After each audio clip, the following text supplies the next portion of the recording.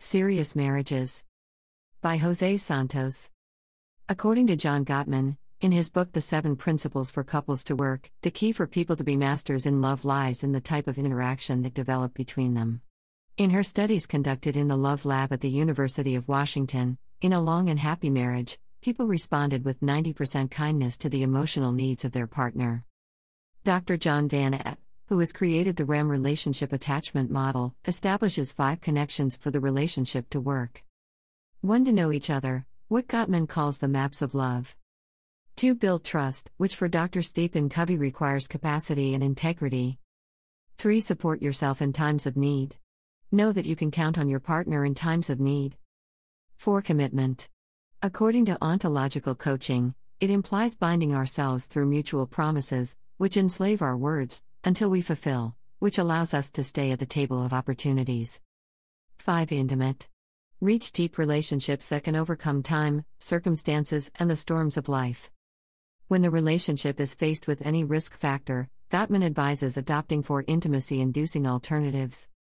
Complain without blaming. Talk about your feelings with your partner using statements that include the pronoun I. Instead of saying, "You always talk about yourself," say, "I feel ignored. Could we talk about how it went for me today?"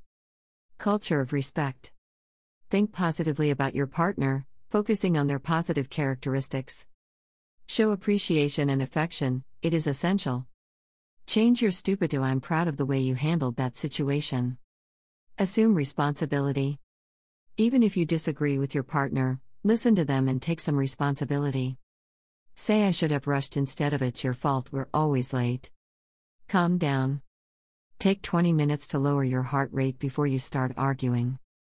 Instead, to ignore or close off your partner, read a book or go for a walk. And then, talk again. Do not be distressed, seeks to understand, before pretending to be understood.